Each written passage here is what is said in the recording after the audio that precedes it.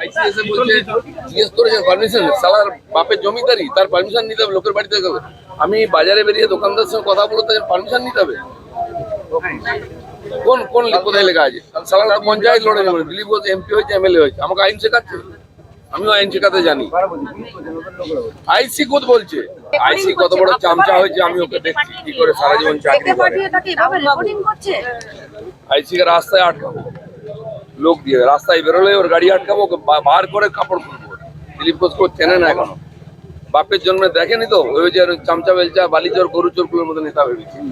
ওকেই টার্গেট করবো আমি আগে, ওকে বলে দেবে রাস্তায় না বেরোয়, দিলীপ ঘোষ তোর প্যান্ট খুলে নেবে, চোর চোর রাস্তায় দাঁড় করিয়ে, আর পারলে আমার কাছে বিরুদ্ধে কমপ্লেন করবো ইলেকশন কমিশনে। আর তারপরে আমি বলে দিচ্ছি আইসিকে, এই 1 মাস পরে তো ও ভাবছে দিলীপ ঘোষ চলে যাবে, দিলীপ ঘোষ 5 বছর থাকবে, রাস্তায় জুতো পেটা করবে ধরে, আর করেছে, ওকে বলে না। আমি ভদ্র আছি বলে ওরা ভাবছে যা ইচ্ছা করে নেবে। ও মমতা ব্যানার্জি আসুক আর অভিষেকে আসুক, দিলীপ ঘোষ কিন্তু বর্ধমানে থাকবে, ওরা চলে যাবে। তোর কোন মা বাপ বাঁচায় সেটা আমি দেখি। আর এই আইসিকে আমি এখানে বলছি অন রেকর্ড, তোকে যদি প্যান্ট না খুলেছি পাবলিকের সামনে, তাহলে আমার ভোট দিবি ওর নয়।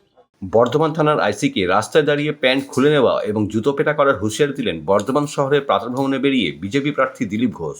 বর্ধমান থানার আইসিকে প্রকাশ্যে হুঁশিয়ারি বিজেপি প্রার্থী দিলীপ ঘোষের।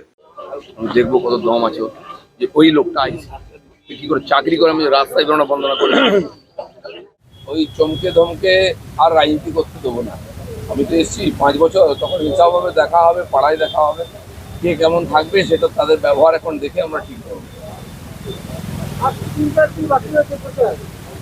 প্রচার আমাদের শেষের দিকে চলে এসছে, মানুষের বাড়ি বাড়িতে বিজেপি পৌঁছে গেছে, দিলীপ ঘোষ নিজের বাড়ির লোকের বাড়ির দরজায় পৌঁছে গেছে।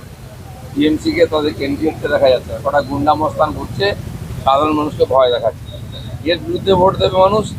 সিপিএম, কংগ্রেস, টিএমসি সাপোর্টাররাও দিলীপ ঘোষকে ভোট দেবে। লাখ হয় সেটা গুনবেন। টিএমসি এখানে যত পোস্টার ঝান্ডা লাগিয়েছে ততগুলো ভোটও পাবেন, এটা আমি বলে দিচ্ছি। আরামবাগে মুখ্যমন্ত্রী বলছেন যে কোনো কাজ আর বাকি নেই, এবার যেটা করণীয় সেটা হচ্ছে বিজেপিতে ভোট যুদ্ধে আগানো। হ্যাঁ, কোনো কাজ বাকি নেই, এবার উনি কাশি চলে যান, বাকি সব হয়ে গেছে। ওখানে এত পাপ করেছেন, এত মিথ্যা কথা বলছেন, কাশি গিয়ে কিছুদিন ওখানে তপস্যা করুন, গঙ্গা স্নান করুন, নিজের পরকালটা দেখুন। বাংলার লোককে আমাদের হাতে ছেড়ে দিন, আমরা দেখলাম।